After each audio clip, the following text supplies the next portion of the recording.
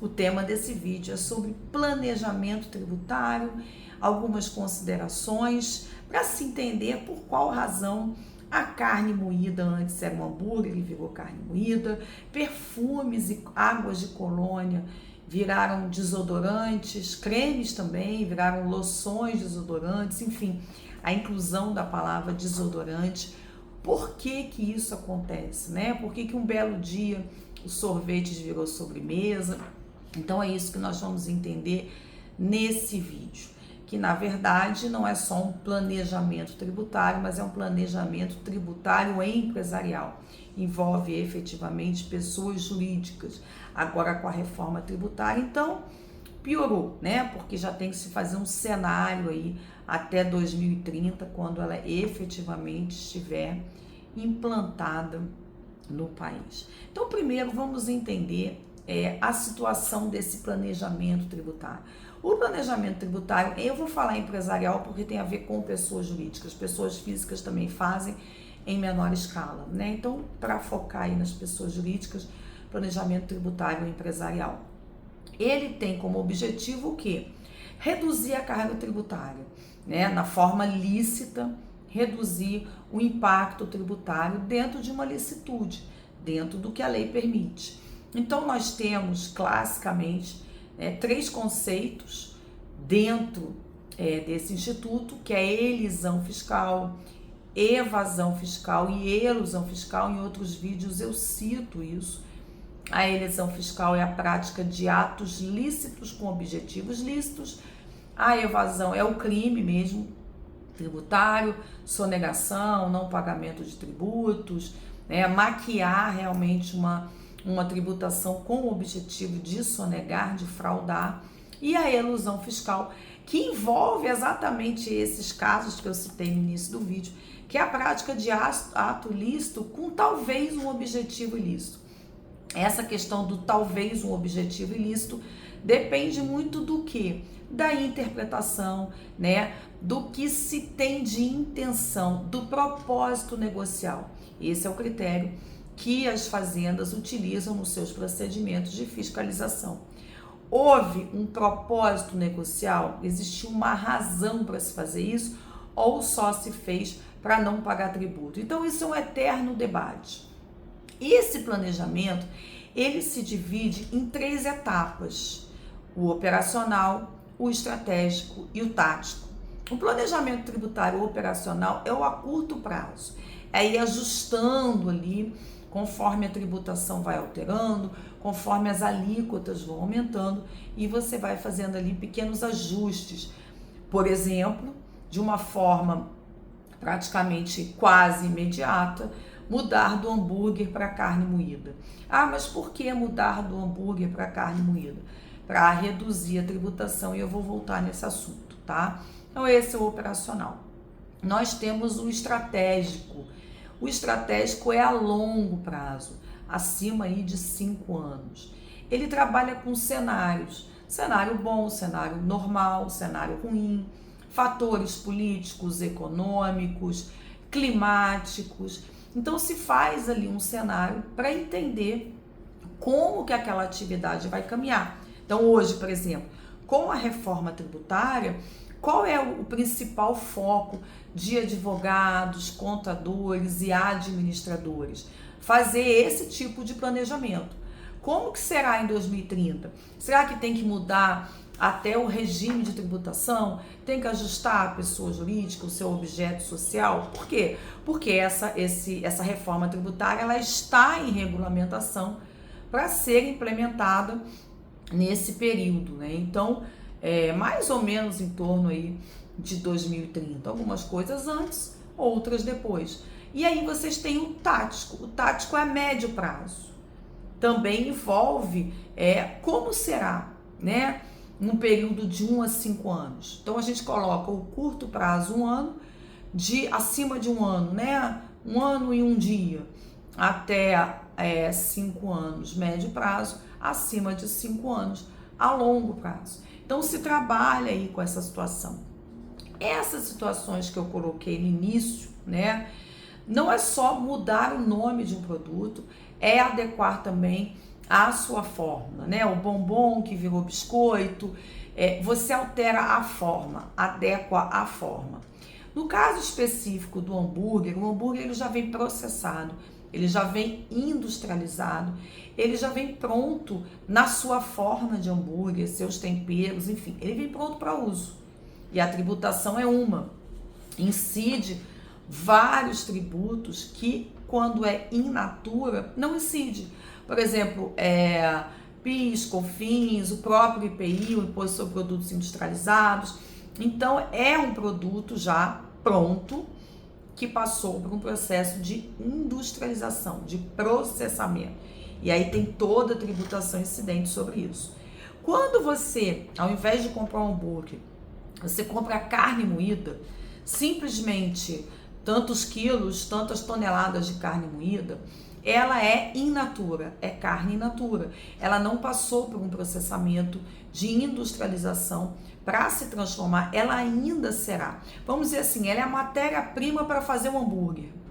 E aí, nesse caso, tributos como PIS, COFINS, eles são zerados.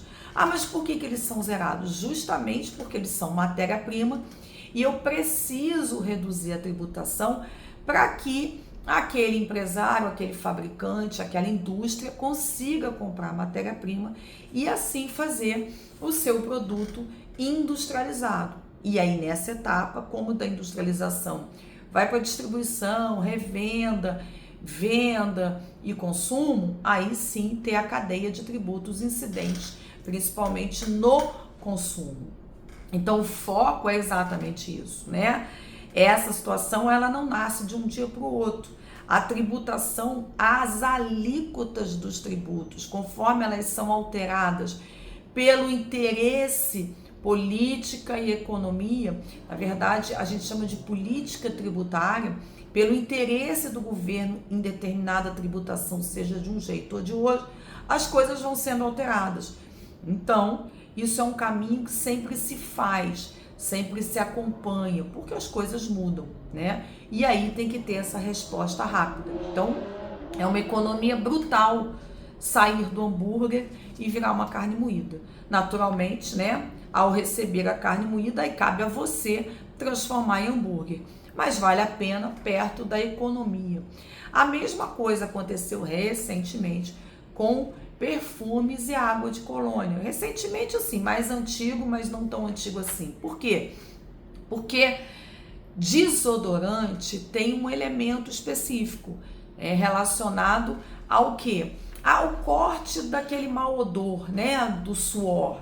Então é uma coisa, vamos dizer assim, antisséptico, voltado para um bactericida, um componente bactericida. Se você pega um perfume, uma água de colônia e ajusta a fórmula, inserindo tal componente, te dá o direito de colocar então que é algum componente desodorante. E o desodorante dá esse desconto. Pra vocês terem uma ideia, o perfume, quando vira um perfume desodorante, né, a alíquota federal cai de 42% para 22%. A água de colônia cai de 12% a 7%. Mais ou menos, né, gente? É uma estimativa aí da alíquota, porque tem outros fatores incidentes. Então, o que acontece? Você não pode só mudar o nome de alguma coisa. Você tem que alterar a sua estrutura, os seus componentes, a forma como é produzido, para poder, então, se beneficiar. Só que basta isso? Não, não basta isso, né? Tem que convencer a Fazenda, principalmente a federal, de que tem um propósito negocial. Você não transforma um perfume em desodorante só para nada, né? Existe uma razão para isso. Então, esse é um trabalho eterno das mudanças de redução de carga tributária e convencimento de que essas situações têm um propósito negocial que não é somente a redução de tributos, Por exemplo, vamos justificar o hambúrguer e virar carne moída. Há uma redução de custo também, porque aí eu que vou temperar, eu que vou processar. Pensando, por exemplo, em casa, né? Você comprar um hambúrguer pronto e comprar a carne moída e fazer o seu hambúrguer. Não estou nem entrando na questão do ser saudável. O custo é menor. Então, se você traz isso para o aspecto jurídico, o custo vai ficar menor se eu não comprar mais um hambúrguer pronto e sim comprar a carne moída e fazer o meu hambúrguer, você convence, então, a fazenda de que aquilo não é simplesmente para sonegar. Essas situações, né, de planejamento tributário empresarial, curto, médio e longo prazo, exigem um trabalho que vem crescendo muito e é uma oportunidade para quem gosta do tema, quer seja advogado, quer seja contador, quer seja administrador, que é o quê? São todas as informações, elementos e dados necessários para poder praticar, colocar em prática esse planejamento. Você tem que fazer indicadores de desempenho para coletar dados, diversos dados, de um custo amplo, de um custo específico, de todo o funcionamento daquela atividade empresarial, por períodos, por tributação, fazer uma análise com relação ao regime escolhido, fazer também alguma coisa relacionada com o faturamento, previsão de faturamento, curto, médio, longo prazo, saber entender esses dados, despesas, custos, despesas, né, margem de lucro, fazer esse acompanhamento e esse levantamento de informações para poder fazer um cenário curto, médio e longo prazo. E com base nisso, ter a capacidade de alterar a sua atividade, alterar os seus produtos para adequar numa alíquota reduzida. Se existe uma adequação relacionada a uma logística, a um planejamento de gestão, ok, repito, não é só deixar de pagar tributo. O deixar de pagar tributo às vezes não dá certo. Mas assim, para quem não entende por que de repente você vai no supermercado, muda o rótulo, e aí no mudar o rótulo você vê que mudou muita coisa ali, né? Eu acho que a gente passou por diversas situações. Creme de leite, tem até o que não é o creme de leite, né? E o que é creme de leite mesmo, e o que é mais ou menos um creme de leite. Mudar os rótulos, incluir nomes, adequar a uma tributação viável é o planejamento tributário empresarial. E muita gente está se especializando nisso, porque com a reforma tributária isso só tende a aumentar, principalmente com quem trabalha com prestação de serviços. Hoje o foco não é só adequar o hoje, é adequar o futuro. Como será? Porque a reforma tributária não reduziu carga tributária, ela simplificou e facilitou a arrecadação dessa carga tributária, mas em momento nenhum ela tem pretensão de reduzir. De um lado se perde, do outro se ganha. Então esse é o momento em que esses profissionais têm para poder o quê? Fazer essas previsões e trazer o que é melhor. Às vezes mudar o regime, mudar a estrutura de uma empresa é o caminho para reduzir esse impacto aí, tanto da carga tributária atual como de uma reforma. Espero que vocês tenham gostado do vídeo. Até o próximo.